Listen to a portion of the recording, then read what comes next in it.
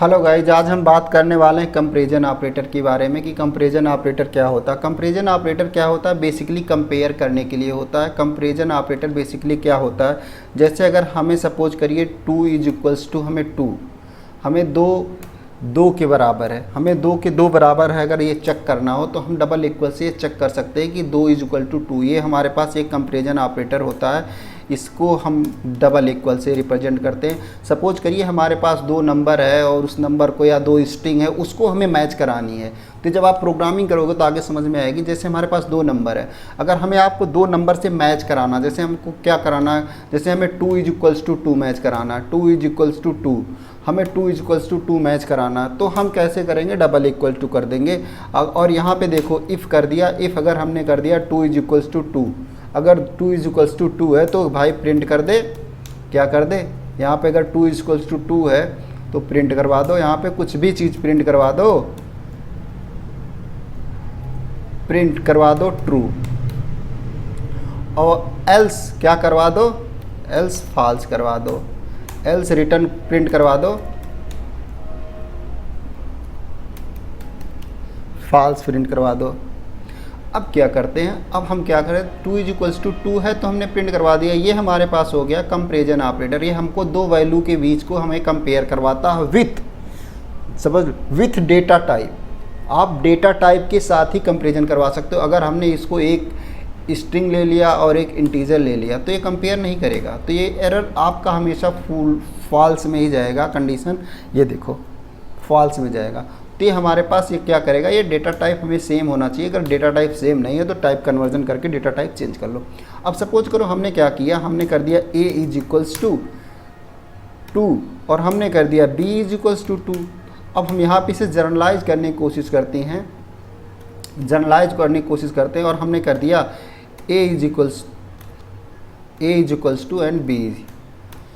तो हमने ये जर्नलाइज करने की कोशिश किया तो हमारे पास ये जर्नलाइज हो गया, ट्रू आ गया। तो ये हमारे पास होता है, इसे कहते हैं हमारे पास कंपैरिजन। आप इसे हमारे पास कहते हैं इक्वल, मतलब 2 संख्याओं को इसे इक्वल कहते हैं। अब एक हमारे पास होता है नॉट इक्वल।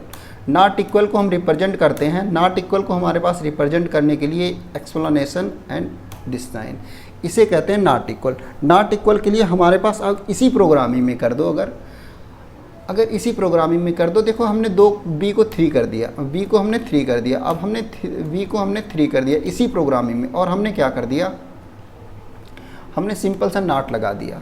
अगर a b के बराबर नहीं है तो ट्रू रिटर्न करेगा, अगर है तो फॉल्स रिटर्न कर देगा। अब देखो हम क्या कराते हैं, ये हमारे पास होता है नॉट इक्वल का, तो ये हमारे पास ये ट्रू रिटर्न करा दिया। तो सपोज ये हमारे पास हो गया, पहला ऑपरेटर हो गया हमारे पास इक्वल का, और दूसरा हमारे पास अगर हमें दो सम नंबर या इंटीजर या सेम क्लास टाइप को इक्वल चेक करना है तो ये हमारा हो गया नॉट इक्वल, ये हमारा हो गया नॉट इक्वल का ऑपरेटर,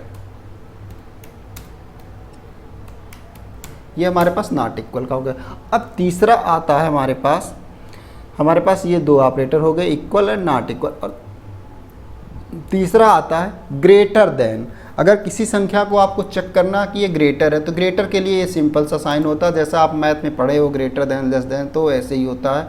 इसको हम ग्रेटर देन कहते हैं अगर किसी संख्या को, इसको हम कहते हैं ग्रेटर देन। अब ग्रेटर देन में सपोज करो हमने सेम ही एग्जाम्पल ले लिया, और हमने सेम ही एग्जाम्पल को हमने क्या किया, कॉपी किया और पेस्ट किया, और पेस्ट करने के बाद हमने क्या कर दिया, अब हमने कह दिया कि a is greater than b, या हमने इसको रख दिया x is greater than y। तो ये क्या करेगा, अब सपोज करो x is greater than y, लेकिन अब x और y की वैल्यू को हमने डिफाइन कर देते हैं। हम x की वैल्यू को कह देते हैं 5 है और y की वैल्यू को हम कह देते हैं 2 है। तो ये हमारे पास ये रिटर्न कर देगा, हमारे पास x और y की वैल्यू को रिटर्न कर देगा। इस तरीके से हमारे पास ट्रू रिटर्न कर दिया।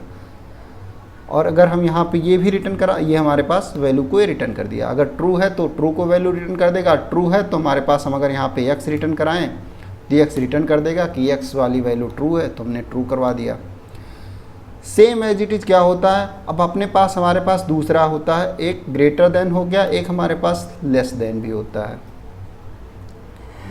अब लेस देन में ये क्या करेगा, लेस देन हमारे पास होता है तो लेस देन में का साइन सेम जैसे मैथ में होता है वैसे ये होता है लेस देन।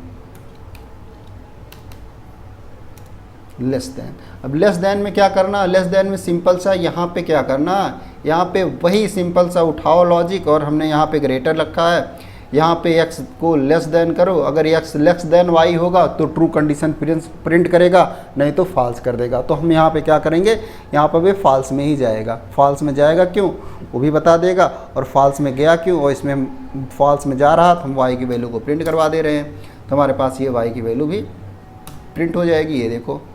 तो इस तरीके से हमारे पास ये दूसरा हो गया। अब हमारे पास तीसरा आता है ग्रेटर देन और इक्वल। ग्रेटर देन इक्वल में हम दो चीज़ें आती हैं, एक हमारे पास होता है, यहाँ तक तो हमारे पास आ गया। अब हमारे पास होता है ग्रेटर आर इक्वल। अब ग्रेटर पे हम यहाँ पे आए, ग्रेटर आर इक्वल। अब हमें क्या है, बड़ा भी हो या बराबर भी हो, जैसे हमने कह दिया, हमने ले लिया x greater or equal y, मतलब x की वैल्यू बड़ी भी हो छोटी भी हो तो वो रिटर्न करेगा। जैसे हमने 2 ले दिया, 2 ग्रेटर देन 2, मतलब 2 2 से बड़ा भी है हो या बराबर भी हो, तो उस कंडीशन में हम इसको चलाते हैं। तो उस कंडीशन में हमने इसको चला दिया, तो ये हमारे पास इस तरीका का ऑपरेटर हो गया। और जो आखिरी और लास्ट ऑपरेटर है हमारे पास, सबसे लास्ट वाला जो है लेस आर इक्वल।